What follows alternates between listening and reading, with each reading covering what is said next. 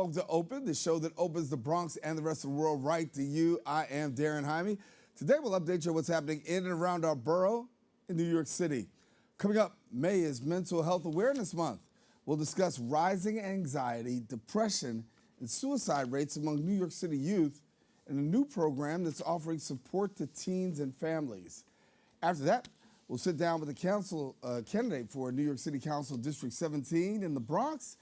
He discusses his policy priorities on what he wants to build in regards to a cleaner, safer, stronger, and more affordable community. And then learn about the signature barbecue styles, making each region stand out, uncovering expert tips for mastering that brisket at home. Trust me, you don't want to miss this. Providing you towards resources and taking your barbecue game to the next level.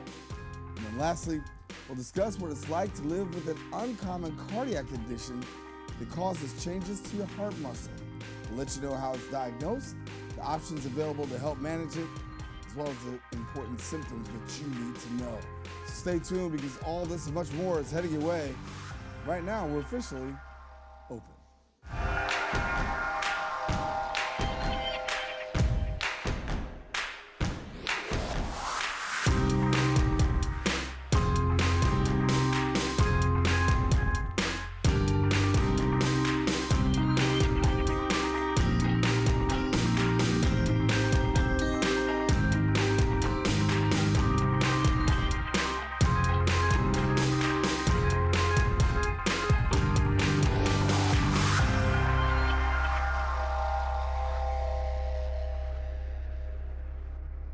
And hello, everyone. I am Daren, Jaime. You're now watching Open, a live program bringing the Bronx and New York City straight to you. We also want to welcome our viewers to the Manhattan Neighborhood Network as Open is being broadcast simultaneously on MNN's channels. You can stay connected to us on all of our social media platforms at BronxNet TV. Well, some things have been going on through the past week. We'll take you through it with our Bronx updates.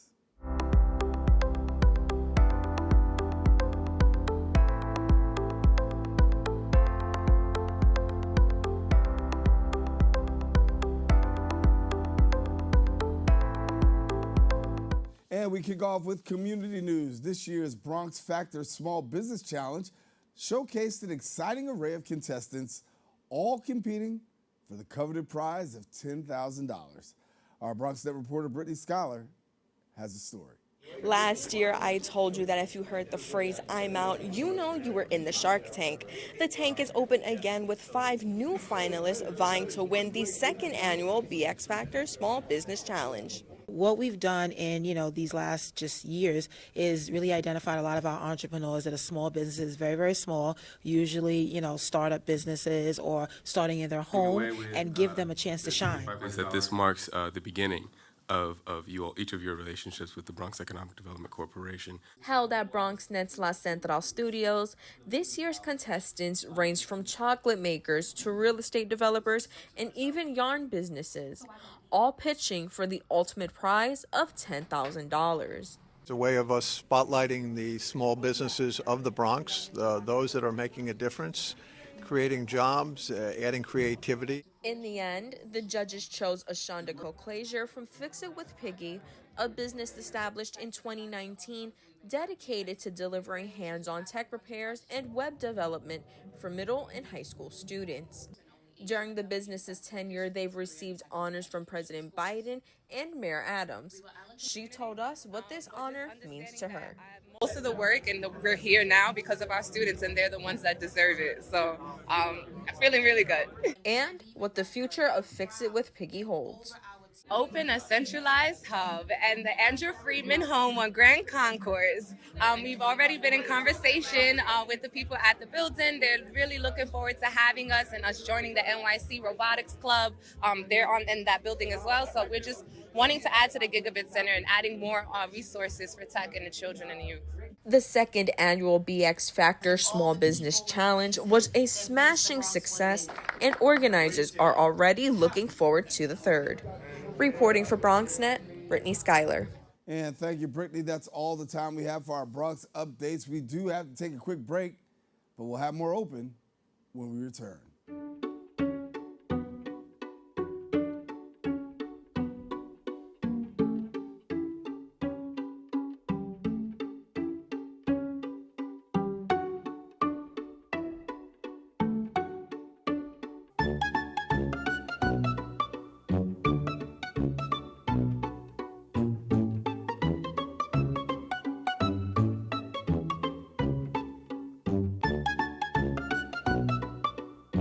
to start the show right now. This is my favorite part. Ready in 5, 4, 3, 2. Hey, this is Angel, and I am one of the instructors for the in-studio production. Here at BronxNet, we offer classes that can help you elevate, expand, and start your television career. All you have to do is sign up at BronxNet.org/education. For the past 7 years, I have been in various productions, spanning from talk shows, independent films, news reports, art displays, teachings, musical performances, and many more. Ain't that right, Angel? Yeah, you're absolutely right, Angel. There are a lot of creative individuals that we're just waiting to sign up for the class. And if I may, can I also express thank you, Angel. That's all the time we have left. Visit BronxNet.org/education and become a producer by taking the course. The class I offer is also in English, en español y también bilingüe. Nos vemos en la próxima clase.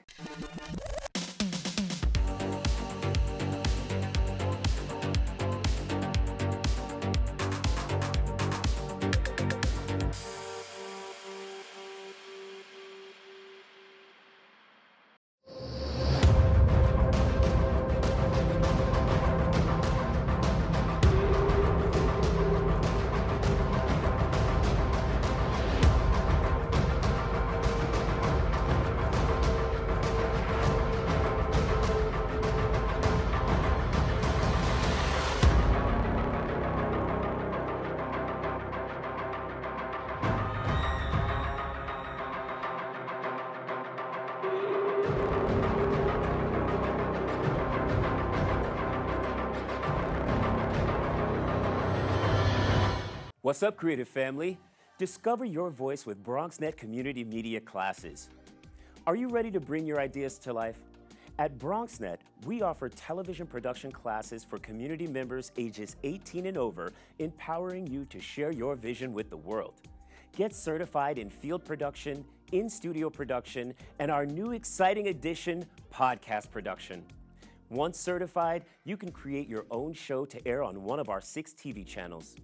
It all starts with our free Unleash Your Ideas Masterclass, designed to help you plan your show idea and set you up for success on your production journey. This class is offered at the beginning of each month for your convenience. Our dedicated BronxNet team is here to support, encourage, and uplift you every step of the way. Join us and become a part of the creative force that engages and inspires the Bronx community and beyond. Sign up today and start your media journey with BronxNet.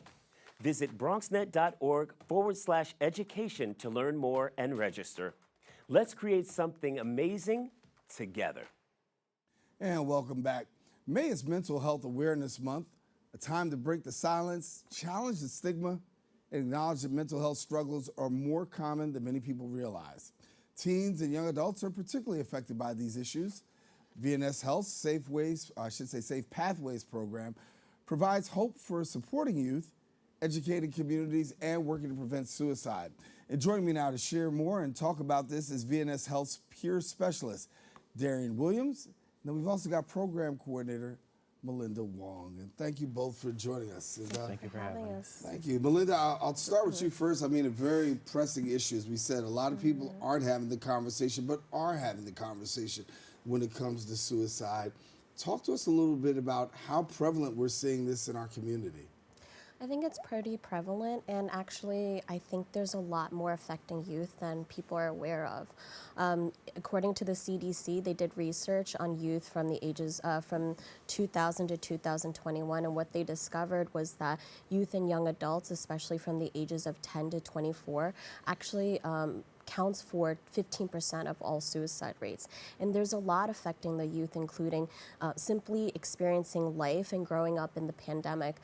You know, I think a big part of the adolescent and youth includes being able to make a lot of social connections, and when that's severely impacted, that increases, you know, feelings of isolations, which is also something that impacts as well. There's also, you know, a lot of pressure that's experienced from society. There's also a lot of risk factors, including if someone has had mental health issues but has not been able to access resources as well. So impacting. Darren, for yourself, obviously, as a peer specialist, you have the opportunity of working on the front lines and talking to, you know, many of these youth who come before you. Many times adults and just everyday people miss warning signs, right? Just not knowing what it is that we should be looking for. What should we be looking for? To be honest, it's sometimes hard to read because sometimes symptoms overlap each other. So you might see something in a person and you might say, hey, this is one thing, but this person could be having a whole nother episode somewhere else. So that's when you go in deeper, start asking questions like, hey, how are you feeling today? What happened last night that made you feel like this? What happened this morning that made you feel like this? What happened on the way to work that made you feel like this? You got to break it down to really, because sometimes a lot of people don't even give them a chance to ask questions. So, oh, somebody's asking me a question, they care, they open it up more. So it's like sometimes, if you don't want to misread somebody, you really have to dig down, sit down, hey, how you feel? What's going on? What happened last night that made you feel like this? So you really got to have some real dialogue to understand the concrete solution on why a person's like that. In your capacity as a peer specialist, is this a part of what you do? Yes, very important. Come from a background, trauma, overcoming trauma, I can pass that down to the next generation. Or people in my generation, hey, I've been through it. You're not alone. You're not by yourself. And we're here to advocate for you. Because a lot of times, like Melinda said, people feel like they're isolated. They feel like they're by themselves. Why am I coming here? Nobody's going to even listen to me. No, I've been through what you've been through. We can sit down and break bread together. Right. Yeah. So you have a Safe Pathways prevention program, and that's aimed at really doing the work of raising awareness and dealing with those in the area of suicide prevention. For somebody who's a part of this program, what do they experience? They get a lot of support in different ways. For the youth that come in, we can provide weekly sessions where they can better understand their thoughts and behaviors as it relates to suicidal ideation and ultimately work towards learning coping skills, especially when they're in a crisis. We also provide support to families because we understand that the support needs to be to their support system as well. We also provide workshops to youth, to parents, and to providers, and also provide free digital resources to anybody that can scan a QR code. Yeah, you mentioned digital. I gotta go back to Darien on this one here because there's so many things that people have to contend with these days. This generation is the first, digitally native generation, right? That they're indoctrinated in the social media, which puts them on path for possibly bullying and things like that. What are you seeing and what are you hearing? Because the emergence of social media and this whole, digital space has created a whole new way that a person has to really be able to deal with themselves. Yeah, social media opened up a whole nother Pandora's box that I don't think society was ready for because it creates an illusion and people are chasing an illusion. It's like you're saying, social media, the young generation, they're seeing people post 1,000 likes, 100 likes. Oh man, I want to be just like them, not knowing once they close that app where they're going, not knowing what's going to happen after they shut down that app. So it's like we're chasing things and they're chasing things, which creates some type of like an illusion. It causes depression. Man, what's wrong with my life? Now you second guessing your life off of somebody you don't know. Right. You're following on social media and you're thinking that they're living their life. So you're trying to chase something that you don't even know if it's real because you don't know this person in real life. So it's like social media creates this thing with the teens. They're trying to chase after the likes, trying to chase after the comments and get validation from people they don't even know. Right. So that's where we got to say, hold on, no, look, care about yourself first. So that way you don't got to seek outside validation. So it's about self-love and not create that and things like that. Yeah. Talk about identity groups. I know, the LGBTQ community, BIPOC, these are places where, spaces are created and needed. And there are some programs that really deal with this. Yeah, so our program was based off of a lot of research, a need that identified that there is a higher risk of suicide, especially for the LGBTQIA+ and BIPOC community because of a lot of discrimination, difficulty accessing resources, and a lot of stigma that's felt in a lot of these communities as well. Early intervention, how powerful is it? It's super powerful. I think even if you're not sure what someone is experiencing, I think one of the things we hear a lot is, well, I don't know how to begin this conversation. I think simply by just giving and providing resources, such as the digital resources that we offer in our partnership with Sharpen Minds, can be really powerful to begin and help someone begin to learn to understand what they're feeling and access resources. Yeah. Somebody might say, Darren, that's a dumb question, early intervention, how powerful is it? But there's so many people that really don't understand that just to be able to have a conversation or just as you said, ask those key questions can really make a difference in the lives of some of the young people as well as adults these days. For yourself, obviously, who's really close to this, what makes that difference in the life of a person that could possibly make that transition? We talk about what early intervention is, but as that early intervention is taking place, what is really that difference maker that makes somebody say, you know what, pause, I'm not going to do this? Make sure somebody cares about you. That's make sure to care. That's the gateway to opening up, being vulnerable. Hey, somebody actually cares. Early intervention is very crucial because it's an introduction to somebody saying they care about me. This is where we start from. This is early intervention. We're going to figure out why you're like this. We're not going to judge you. Now we're going to figure out how can you overcome this. Because a lot of people are scared. Oh, you're going to judge me. Oh, why are you here? You tripping off? No, we're not judging you. We're going to find out what's going on in early intervention on one of those traumas and try to debunk that energy of resistance. How does a person access safe pathways? So there's a bunch of different ways. I think simply they can go on vnshealth.org to see what other programs we have as well to kind of understand better the full list of services that we provide. And if not, they can also call our office phone directly, which is 718-840-4988. And there's also resources available. I know we talked about the digital space. You got an app too? Yes, so many apps. We actually have 4 apps currently. We have apps for youth. We have apps for parents. We have app for providers. And we also have an app if people want to make a digital version of a safety plan. And the great thing about these is you can print them out, place them in common areas, and you can scroll and access so many of these things at the comfort of wherever you are. So it really is information at your fingertips. Parents out there who may feel helpless, right? Yeah. You know, I'm trying to do the best I can to raise my child, but however, I recognize that my child has certain issues. So if I'm a parent out there that's watching, what resources do I tap into? I think if there's a parent of one of our enrolled clients, we provide a lot of support. We can provide family counseling with client consent. We also provide a lot of workshops. We actually have a workshop coming up, the same one, but it's offered 2 different dates in June 4th and June 18th. That will be a virtual workshop offered in Spanish to help parents kind of understand the stigma of receiving mental health and also understand better, how that impacts their youth who might be receiving services as well. And more info, I think, will probably be passed on. And also, as mentioned earlier, we have the app for parents that gives them access to resources, to videos, and even scripts and sample conversations that they can use to talk to their youth about difficult topics like accessing therapy. Those scripts are so important, I think, that, when you just don't know what to say, having the words in front of you to really think about how to say it could be the difference maker. It's got to be a great joy for you being able to step in, right, and enter into somebody's space and be able to provide a safe space for them. Yes, that's so true. And I want to elaborate on the parenting. A lot of parents beat themselves up. Why is my child like this? What did I do wrong? Sometimes it's not the parenting, it's the child operating their free will.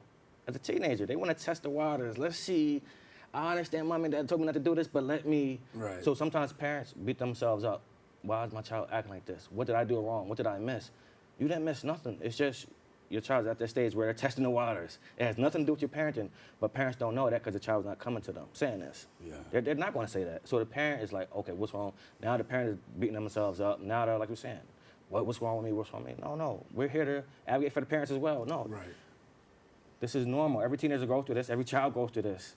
Oh, okay, thank you. Yeah. Sometimes you're doing the best job, and things happen even when you do the best, right? Yeah. All right. Daren, Melinda, it's been a great conversation, and hopefully we can get people pointed to some resources, some families, but it's been great having you sit right next to me. Thank you for having us. All righty. For more information, visit the website at vnshealth.org, and don't forget to have that conversation. We also encourage you, don't go anywhere. We'll be back more open coming up right after this.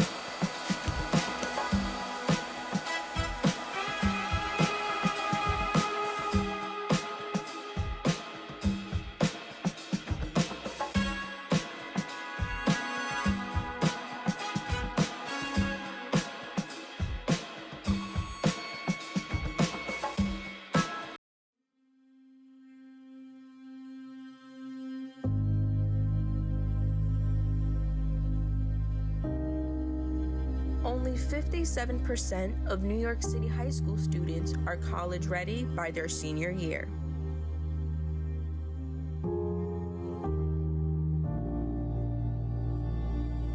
"55% of high school graduates either have no plans to attend college or are uncertain that they will ever attend.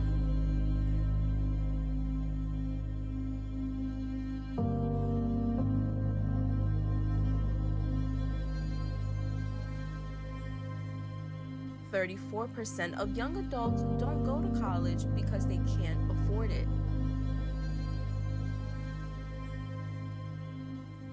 Discover what's possible. BronxNet's education programs, internships, and opportunities help engage and inspire Bronx youth and beyond to pursue their passions. Be a part of the BronxNet family. Whether you're interested in our shows, joining a class, or donating to support our mission, visit BronxNet.org to learn more.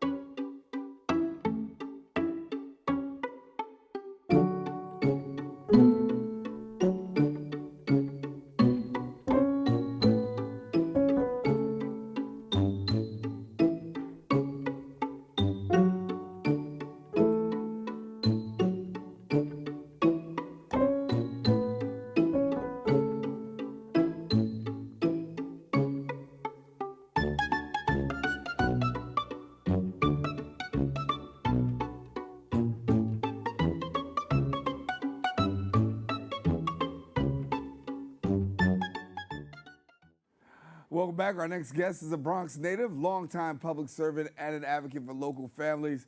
Now, after years being behind the scenes in city and state government, he's stepping up to run for a seat in the city council with a vision for a cleaner, safer, and more affordable Bronx.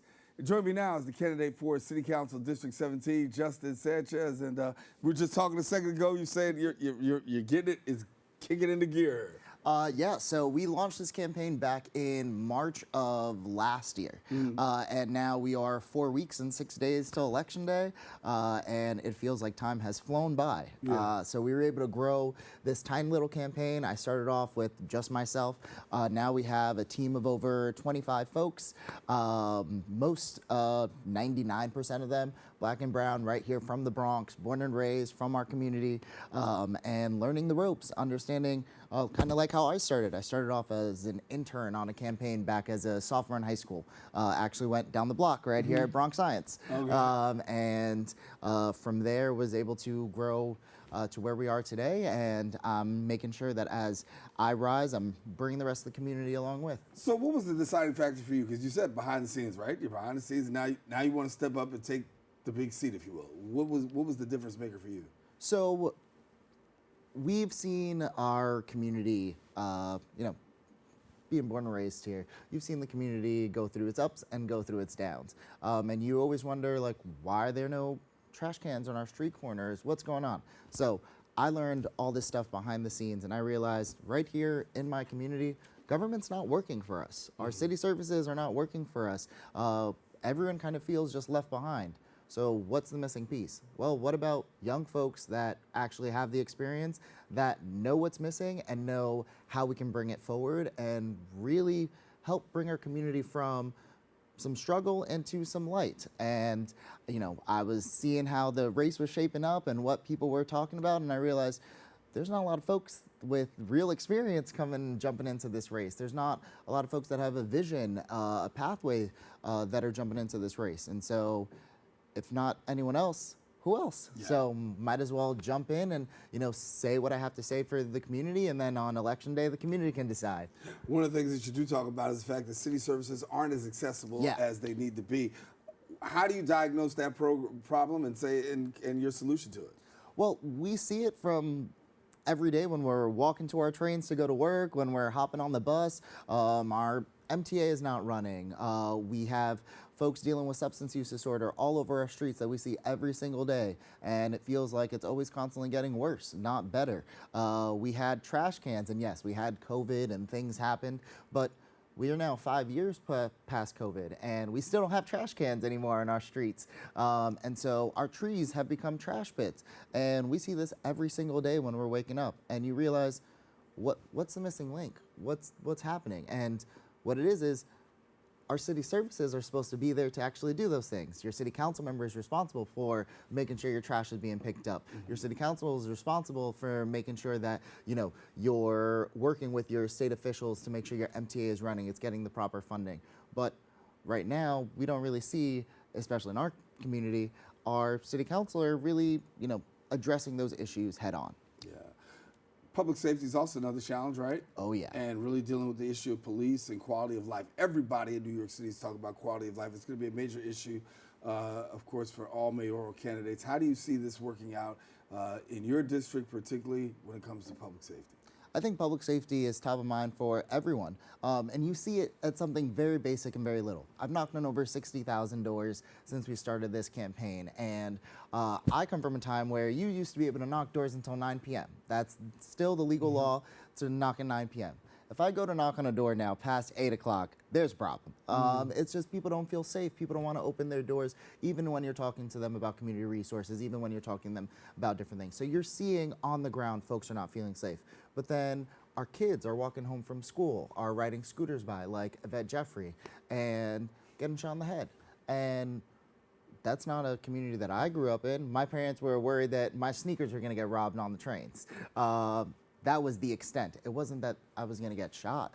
Right. But look at where we are, and now how do we get back to a place where our community feels safe? Well, we need to do a couple of different things. One, we need to make sure that in addition to policing our streets, we need to bring more after-school programs. We need to give kids opportunities and things to do, find ways to express themselves, and it's not just, you know, hanging out online or with their friends. And I'm from back in the day where we had computer cafes growing up because our parents couldn't have be on the phone while we were playing on the computer. So what should we be doing? If kids want to be online, as you were talking about in the last segment, if kids want to be online, why aren't we reopening computer cafes? Get kids to be in community with one another, actually hang out, play video games with your friends on the block, get to know people. How many folks know their neighbors anymore? And it's all this constant dividing us from community. And the only way we get stronger and able to actually protect one another and really create that is by rebuilding those community bonds. And that happens when government starts showing that, hey, we're here, we're working for you, going right to your door. I think a lot of times folks want government wants folks to come to them, but in reality, government officials, we're supposed to be public servants. Right. But I have not seen a lot of serving the public recently, and so we have to go to them.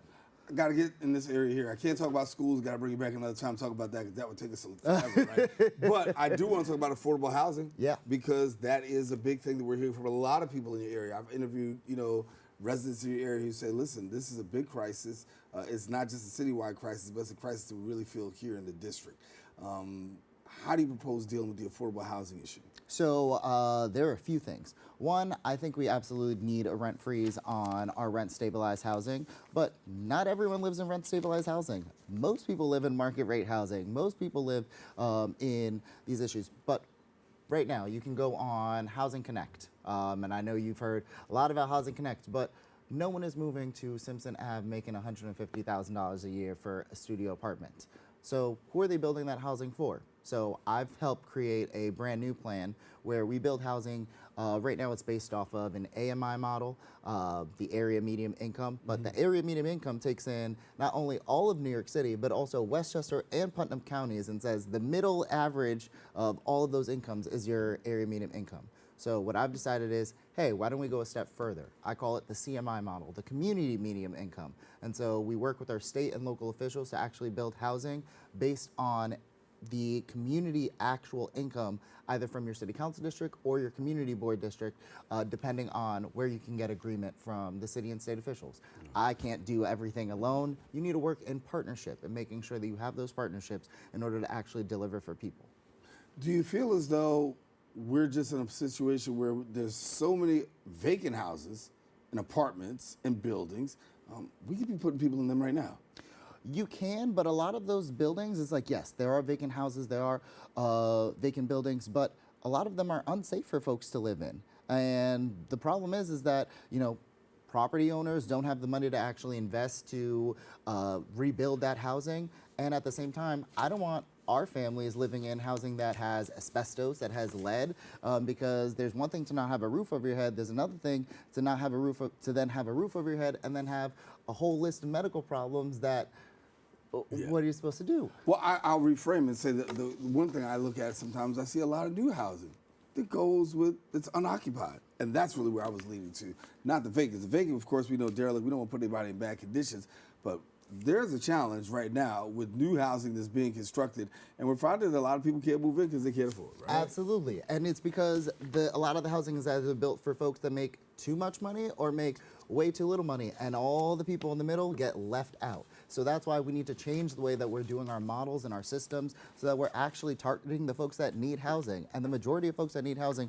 fall into that middle bracket that no one is really paying attention to. Why? Because folks are saying, hey, well, we can't build that because we won't be able to pay for it. But then government is not coming in and saying like, hey, these are incentives that we can get to make sure that the people that need housing actually need housing. Again, it goes back to who is government actually working for? Yeah. And at this moment, government is not really working for working folks. And so that's what we're trying to change and make sure that we're putting government officials in place that actually understand us and that know why they're there. We're trying to see if there will be a change in District 17. Thank you so much, Justice Sanchez, for being with us. Best wishes, and of course, we'll have you back here soon. Absolutely. Thank you so much. Appreciate All right, it. listen. Now, if you want more information, go ahead and visit the website, Sanchez2025.nyc. There you can find out more information about Justice's campaign and his vision. Don't go anywhere. We got more open coming up right after this.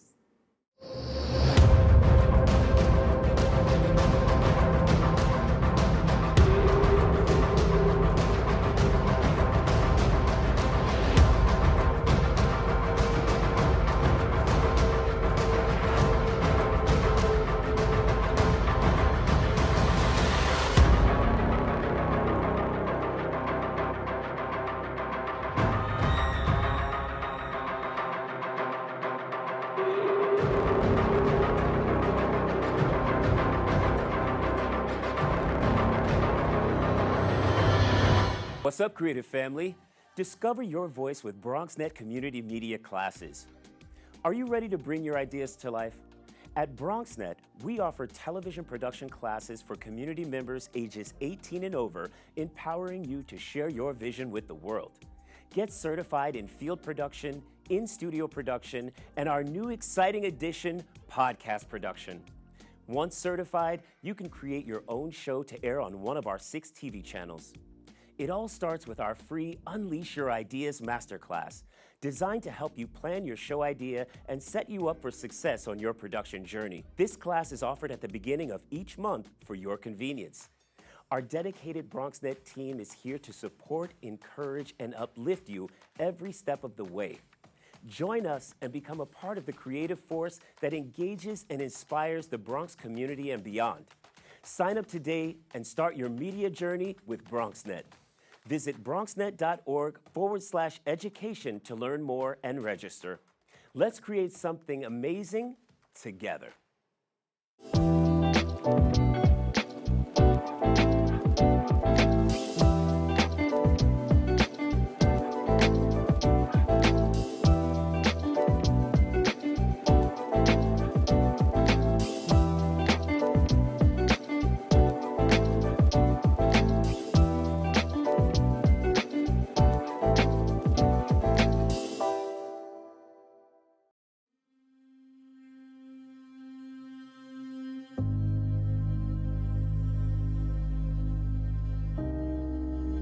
Only 57% of New York City high school students are college ready by their senior year.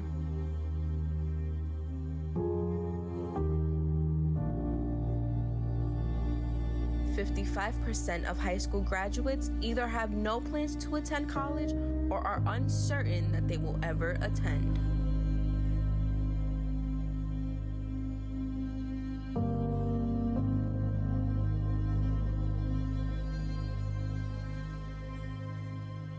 34% of young adults don't go to college because they can't afford it.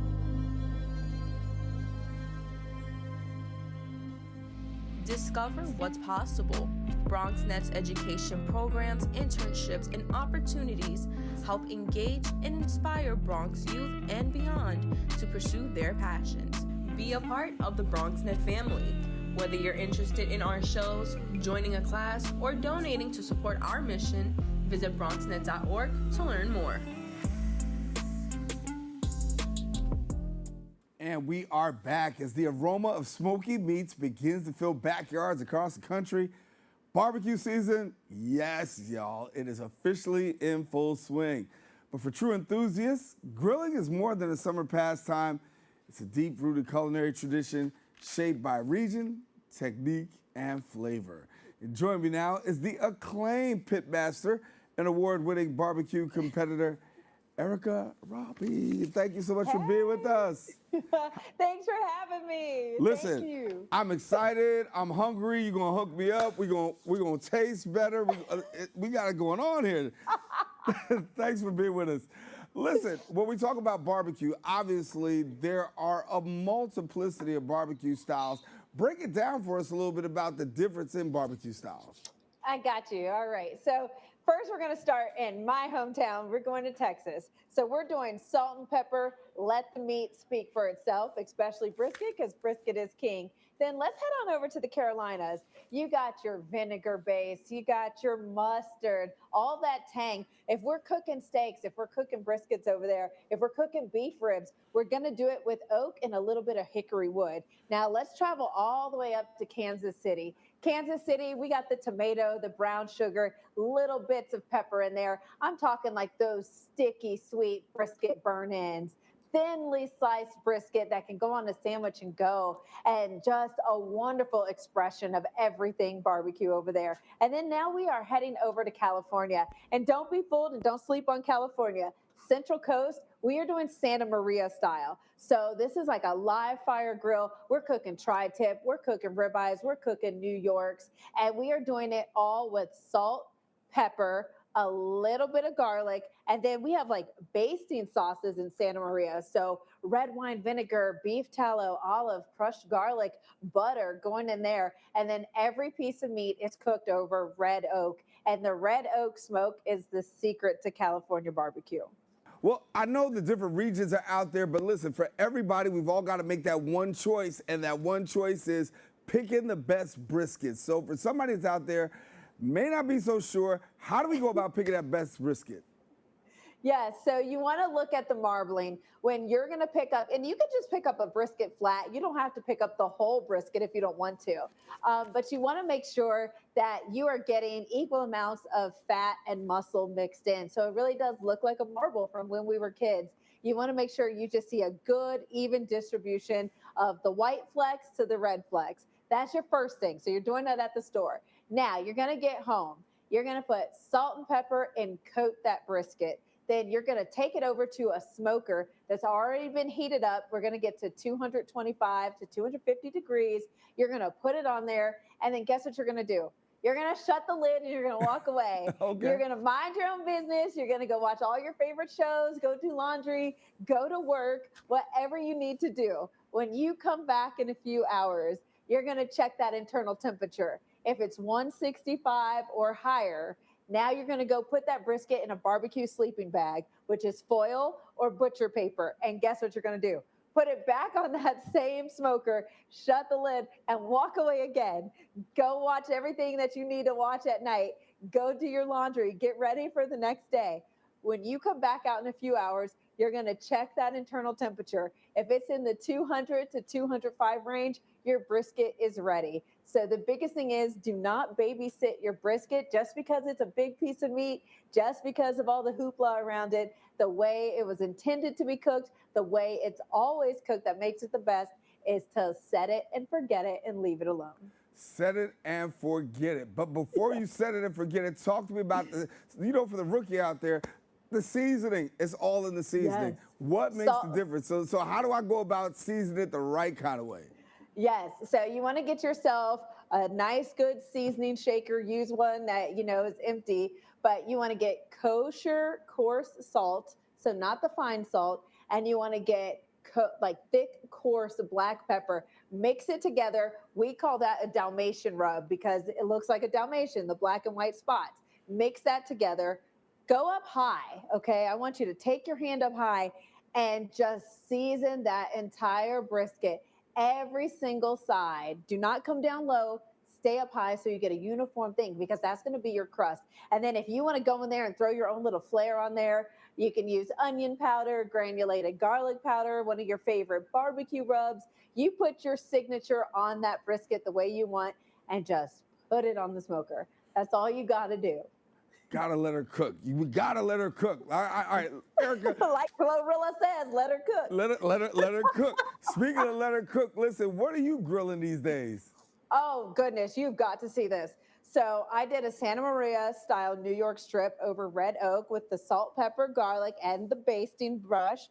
Then over here, this is my Carolina Epic Flat.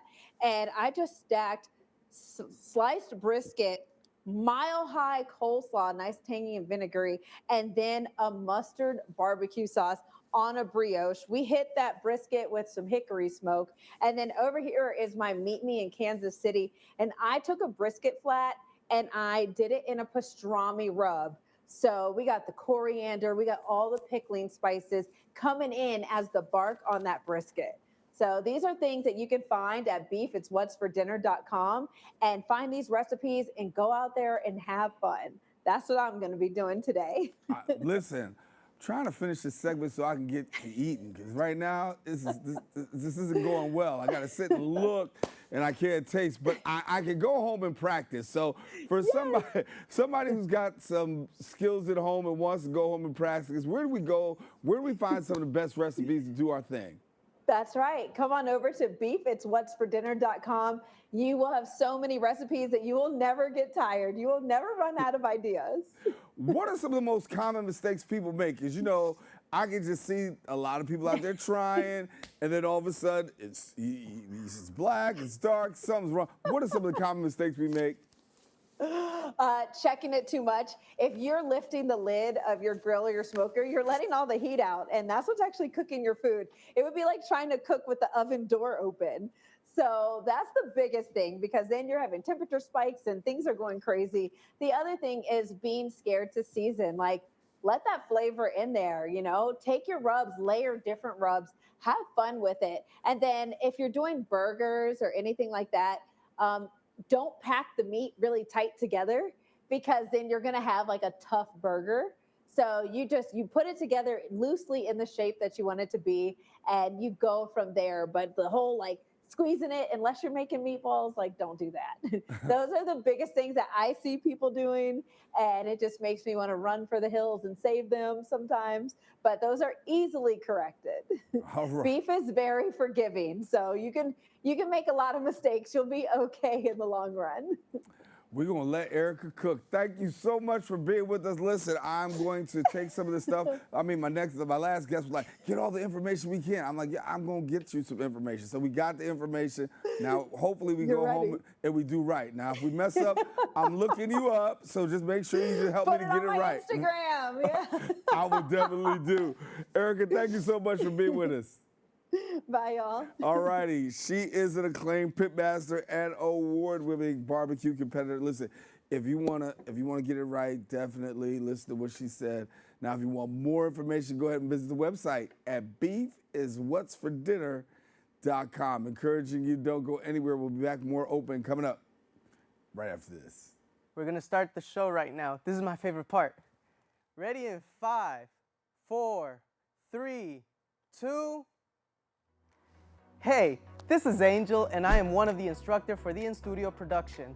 Here at BronxNet, we offer classes that can help you elevate, expand, and start your television career. All you have to do is sign up at bronxnet.org/education. For the past 7 years, I have been in various productions, spanning from talk shows, independent films, news reports, art displays, teachings, musical performances, and many more. Ain't that right, Angel? Yeah, you're absolutely right, Angel. There are a lot of creative individuals that we're just waiting to sign up for the class. And if I may, can I also express Thank you, Angel. That's all the time we have left. Visit BronxNet.org/education and become a producer by taking the course. The class I offer is also in English, en español y también bilingüe. Nos vemos en la próxima clase.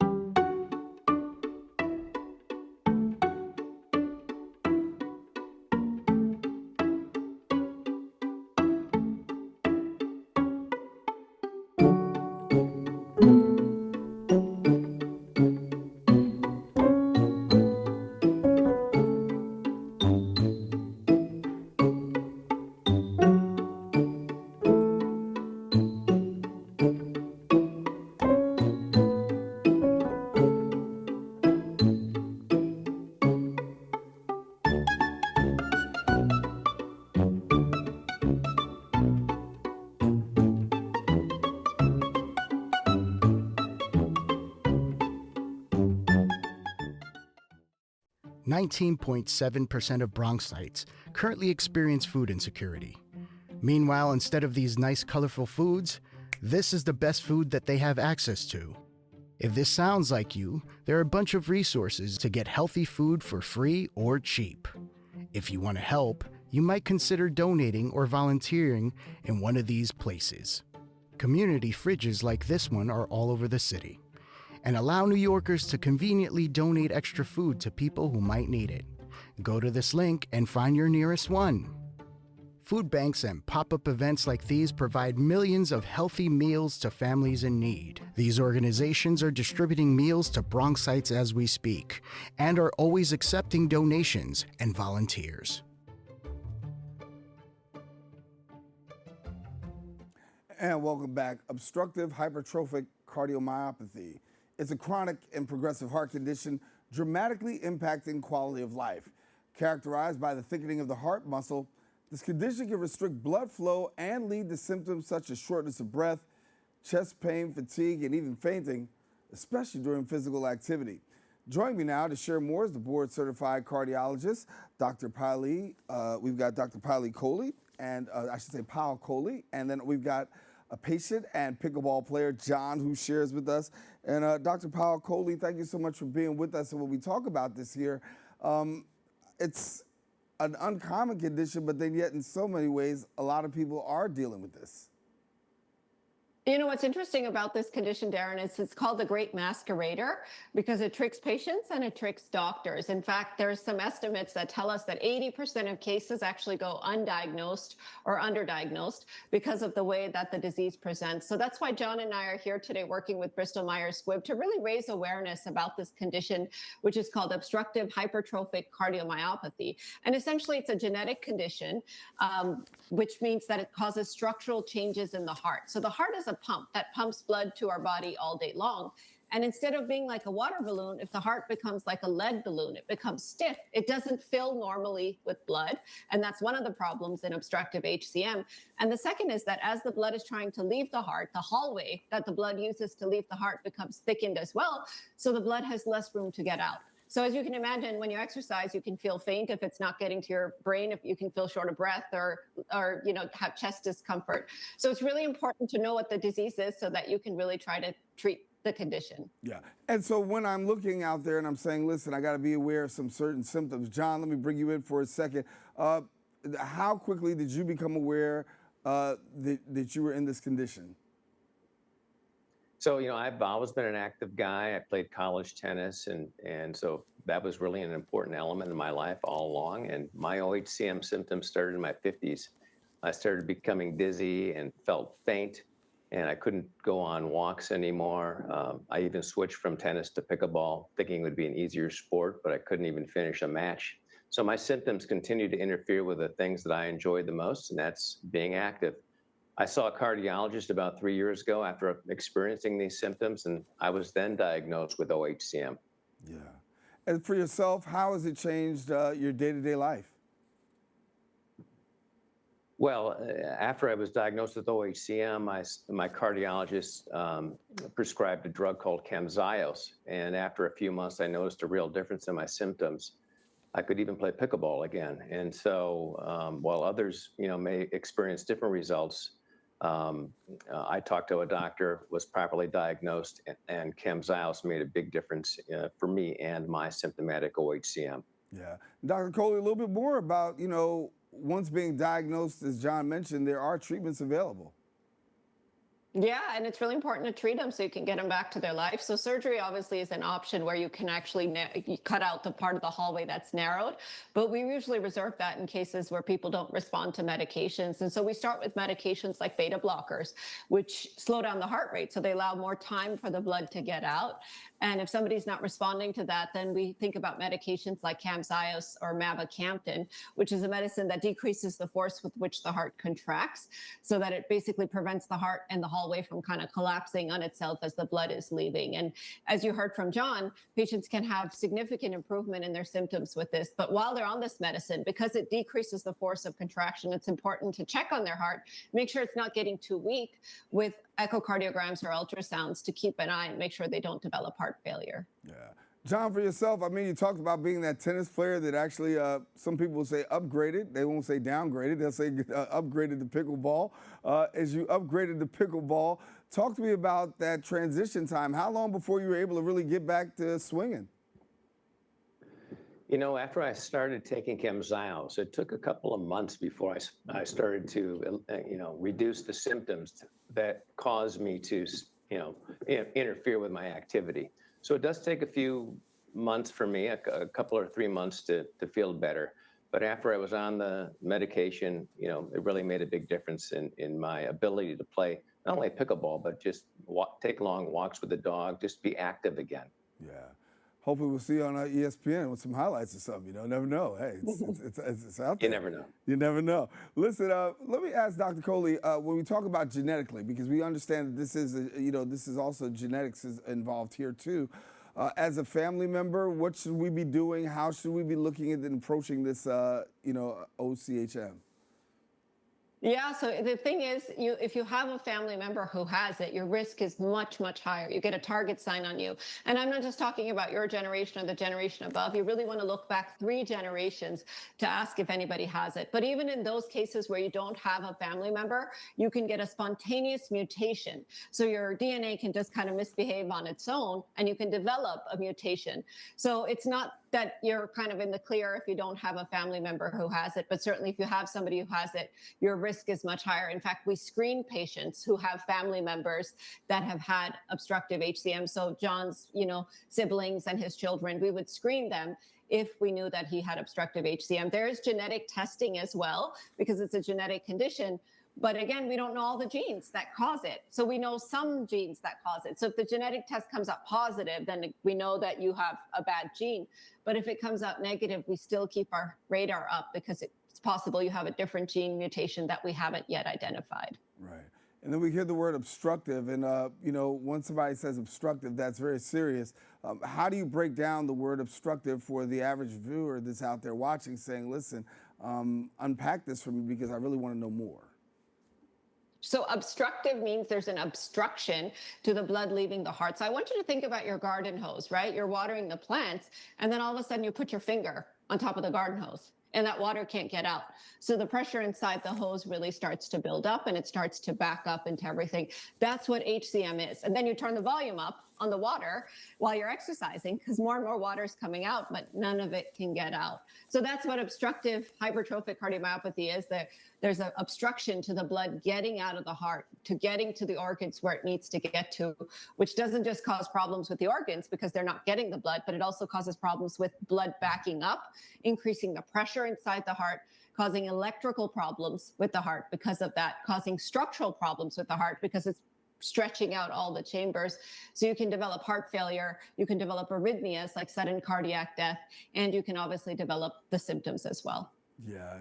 John, what is it that you want people to know before we go? Is the message is being shared a little bit more about, not just disease, but also to be able to, the ability to overcome? Yeah, I mean, if you're experiencing symptoms like these, shortness of breath, fainting, just having a hard time walking without just constantly stopping and catching, feeling tired, go see your doctor, because really that's the best way. Knowledge is power, as Dr. Kohli always says. So see your doctor, get diagnosed. You might have oHCM. Yeah. And where are we going for more information, Dr. Kohli? So, Daren, you can talk to your doctor, but you can also read a ton at camzayas.com. There's lots of great information about obstructive HCM, its symptoms, as well as its treatments. Well, I want to thank you both for sharing the story. And, John, great to have you with us, and good to see that things are going well for you. Continue the pickleball journey as you've upgraded. I'll call it an upgrade again. Dr. Kohli, thank you so much for some much needed information. Thanks for having us. All righty. Thank you so much. Now, for more information, you can visit the website at camzYOS.com. That's camzYOS.com. Okay, well, we come to the end of our show today. I want to thank all of our guests for joining us, and most of all, you, the viewer, for tuning in. Now, if you missed any part of today's show, you can catch the Recablecast on Optimus Channel 67, Verizon Files, that's Channel 2133, or watch us anytime on the web at BronxNet.org.